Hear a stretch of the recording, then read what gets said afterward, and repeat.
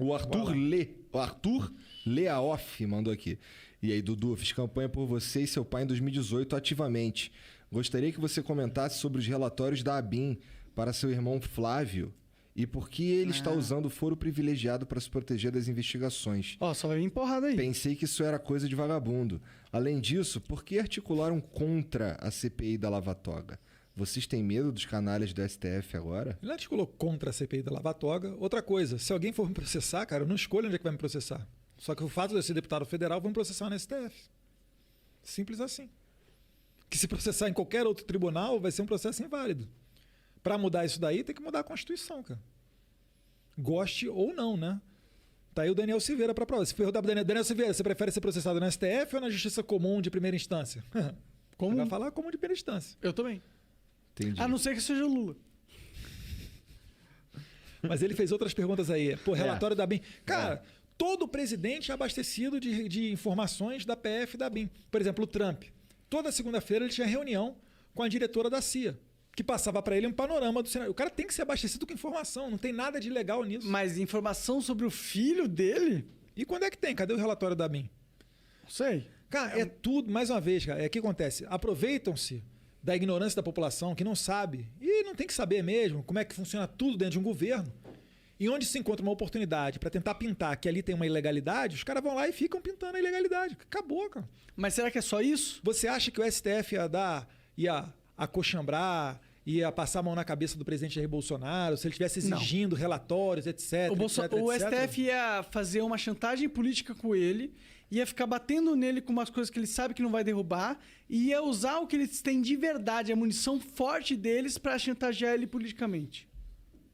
Caralho. Eu assisti House of Cards, cara. Eu tava assistindo o Designated Survivor, parei no meio. Mas que é um de um político também. Chega a presidência dos Estados Unidos. Eu acho que a parada é assim, mano. Será que eu tô maluco? Cara, o Jair Bolsonaro continua colocando adiante as pautas dele. Eu não tô falando de Jair Bolsonaro necessariamente, tô falando de política. Cara, o jogo do poder ele é bruto, cara. Bruto. Agora, por isso que eu não quero essa porra. Eu ia aparecer. Eu aqui, na minha posição, se eu falar alguma coisa, eu tenho que poder provar. Senão eu serei leviano, seria até objeto de processo. Claro.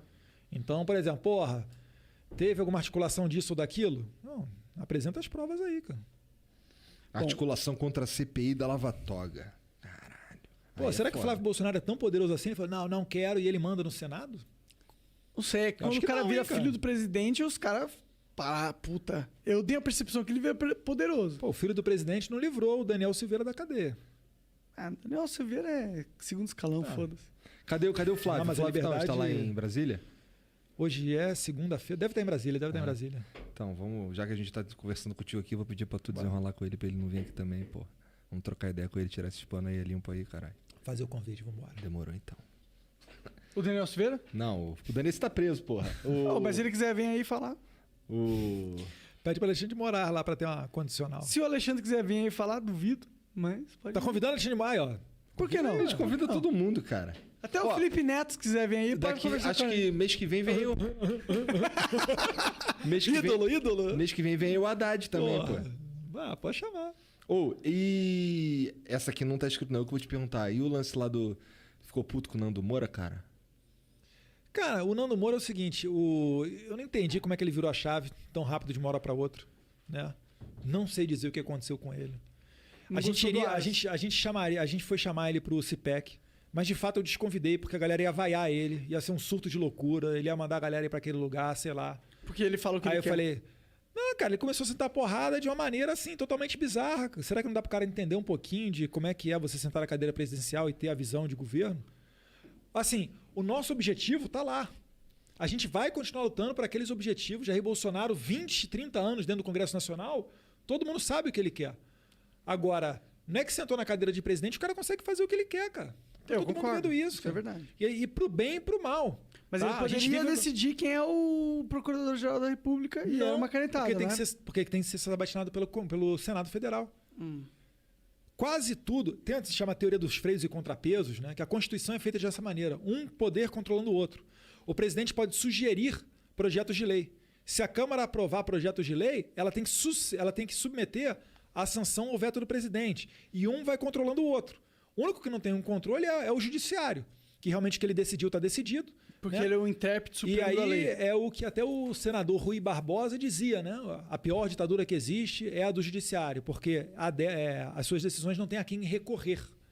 Mas o nosso sistema é cheio de freios e contrapesos. Toda hora tem um projeto de lei dentro do Congresso Nacional ou uma medida do presidente que o PDT ou Rede pedem ao judiciário para anular. E outra coisa, quem entra no judiciário é sabatinado pelo Senado Federal. Então, tudo ali, eles são harmônicos e independentes entre si. Mas, na prática, é uma relação que não é tão harmoniosa, mas que existe. O PGR é só o presidente canetar? Não, ele pode canetar um cara que vai chegar lá no Senado e ser contrário. E aí? Eu entendo, mas existe...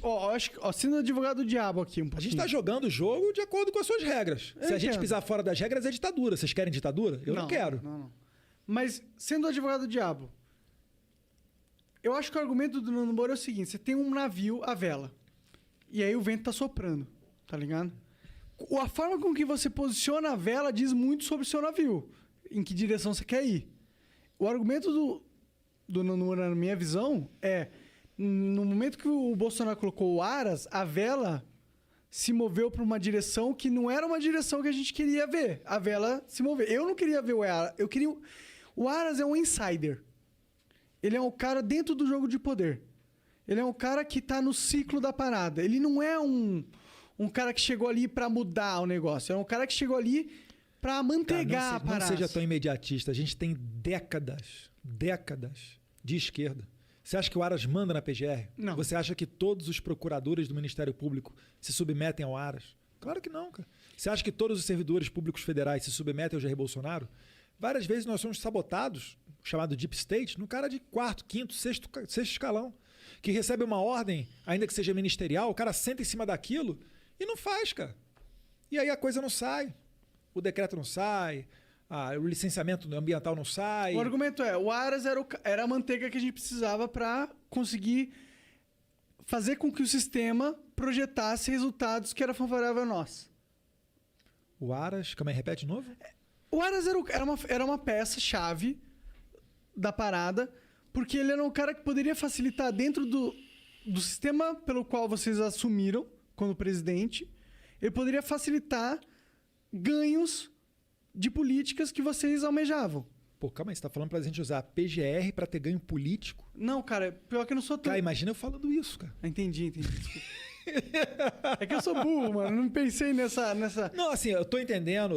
Você tá colocando a sua visão certa de cidadão comum. Eu é que tô fazendo a interpretação política porque eu tenho visão eu não queria interpelar nada disso. Se eu falasse metade do que você tá falando aí, cara, já seria de ditador pra baixo. Entendi. É foda. Isso que é foda. Por isso que eu não quero ser político nunca. Cara, a gente vai pisando em ovos, cara. Agora, é o que eu falo. Deixa eu retroagir aqui um pouquinho no tempo. Claro, fica à vontade. E falar com o pessoal. Vocês sabem quem é Karl Marx, né? Engels, né? O Capital, o Manifesto Comunista, final do século Revolução do XIX, Proletariado. etc. e tal. Aí virou o século, chegamos em 1917, primeira revolução, eu não vou nem retroagir a Revolução Francesa, não. Revolução Bolchevique, 1917. Os caras pegaram as armas, mataram os czares, tomaram o poder. Aí depois você tem 49 na China. Mao Tse-tung fez a grande marcha, matou milhões, não sei o que, chegou ao poder. Coreia do Norte, basicamente a mesma coisa na guerra. 59 você teve Cuba, a galera foi pro paredão com armas, chegou no poder. Só que tinha um cara, um italiano, chamado Antônio Gramsci. Pensei que fosse Bolsonaro. O que esse cara falava, né? Ele era do Partido Comunista Italiano, ele foi preso nos anos 30 pelo regime do Mussolini e ele começou a escrever vários cadernos enquanto preso, que depois ficaram conhecidos como os cadernos do cárcere. Ele falava basicamente o seguinte, ele falava, olha pessoal, eu estou vendo vocês aí fazendo a Revolução Russa, a Revolução na China, na Coreia, só que aqui no Ocidente, a gente tem valores judaico-cristãos tão enraizados na sociedade que o pessoal não vai aceitar tão bem essa ideia de comunismo, sabe? Então o que vocês precisam fazer? Vocês precisam primeiro mudar a cultura da sociedade e depois esse poder político chegará naturalmente. É basicamente o seguinte, não tome quartéis, tome escolas. Faça a revolução cultural que os socialistas, hoje socialistas ou progressistas, né, mas naquele tempo marxistas, comunistas, vão chegar ao poder sem que as pessoas nem se deem conta disso, utilizando-se das regras democráticas. E aí, os livros dele que primeiro foram para a Rússia, depois chegaram nos anos 60 no Brasil, ele deu um filhotinho chamado Paulo Freire. E aí começou a startar uma espécie quase de gotejamento, que a conta-gotas, a esquerda ela ia colocando uma pecinha em cada ponto desse xadrez. No começo ninguém dava bola para isso daí. Falava, pô, irmão, tá maluco? Os caras vão dominar a universidade, vão tomar o poder. Cala a boca, cara. Quem tá no poder aqui são os militares. O militar acabou de, porra, chegar no regime aqui, tem Castelo Branco, tem Geisel, tem Garraça do Médici e tal. Cala a boca. Os militares negligenciaram essa invasão nas universidades.